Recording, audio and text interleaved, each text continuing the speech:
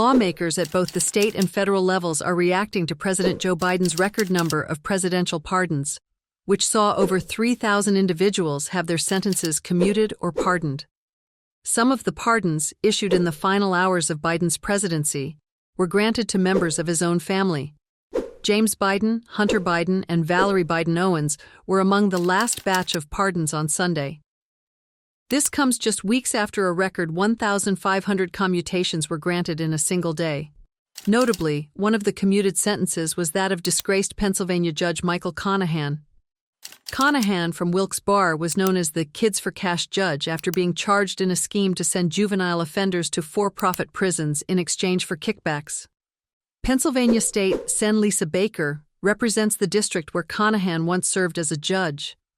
Baker told Fox News Digital that the former president's pardon in this case was disrespectful to the victims, their families, the juvenile justice system, and all the officials who have worked to reform the system to prevent such scandals from happening again.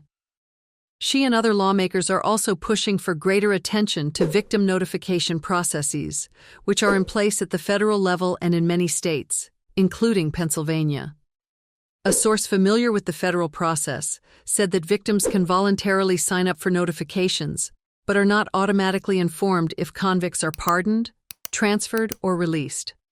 Rep. Dan Muser expressed concern about much of Biden's pardon spree, including those granted preemptively to family members and critics of President Donald Trump, as well as individuals like Conahan, whose Kids for Cash scandal significantly impacted his constituents.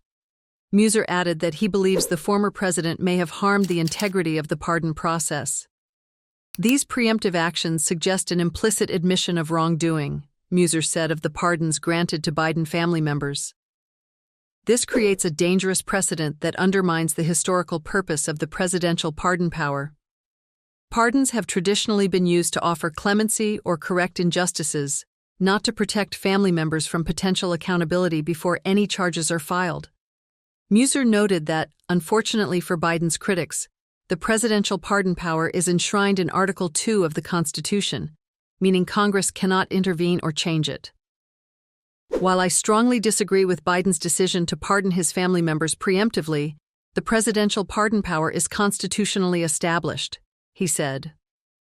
Absent a constitutional amendment, Congress has no authority to review, alter, or pass legislation restricting a president's pardon power.